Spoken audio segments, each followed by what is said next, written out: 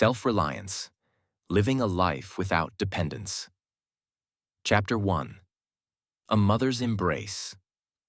Anne was born and raised in a small village at the foot of a limestone mountain. His mother, Mrs. Lan, was a hard-working widow who had raised Anne alone since he was 3. She took care of everything for him: his meals, clothes, and daily needs. Her love, though deep and genuine, unwittingly became a cocoon that shielded Anne from the harsh realities of life. Anne's education was poor. He failed his university entrance exam and spent his days wandering aimlessly around the village. He took for granted the warm meals his mother cooked and never imagined a life where she wouldn't be there to take care of everything. Chapter 2. The First Blow. When Anne turned 20, his mother fell seriously ill. She was diagnosed with liver cancer, and there was little hope for recovery. Even during her final months, she continued to wake early to cook and clean, as if she feared that without her, Anne wouldn't survive. On one of her final days, she called Anne to her bedside and said, "Anne, I can't live forever to take care of you. I just want one thing, that after I'm gone, you don't fall apart. Live on your own 2 feet and never live a borrowed life. Be someone you can be proud of."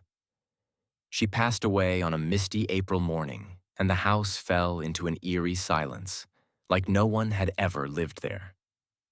Chapter 3. Struggling to survive. Anne was lost in a vast void. At first, he lived on instant noodles. His clothes went unwashed, and the house became a mess. He considered leaving the village, but fear held him back. He had never traveled alone. After many rejections while job hunting, he met Mr. Sow, an old carpenter in the village. Mr. Sow took pity on him and offered him an assistant position.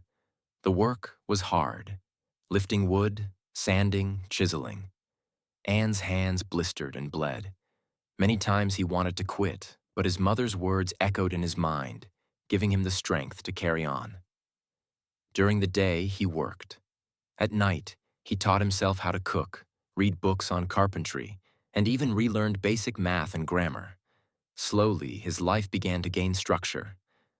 For the first time in years, he was truly living, not merely surviving in someone else's shadow. Chapter 4. Seeds begin to grow. 5 years passed, and had become a strong, mature man. He opened a small carpentry workshop known for its fine handmade furniture and his sincere character. One day, a timid boy named Hui came asking to be his apprentice. Hui reminded Anne of his younger self. Awkward, withdrawn, eyes always downcast. And didn't just teach Hui carpentry, he shared life lessons too. He showed him how to carve wood, how to fix a broken door with patience, and most importantly, how to believe in himself. Chapter 5. The Fire Still Burns. One night, after everyone had left the workshop, Anne sat alone at his workbench. He opened a drawer and took out an old handkerchief embroidered with his name, his mother's final keepsake. He smiled. "I've lived as you wanted me to, Mom. Self-reliant, independent, and never giving up." Outside, the sound of sawing and hammering echoed. It was Hui, staying late to practice. Anne stood up, walked to the door, and looked out with warmth in his heart. People often think that independence is lonely, but Anne had learned the truth. Only when you can stand on your own can you truly reach out to lift others. Just like the way his mother had once planted a seed that grew into a strong tree standing tall in life.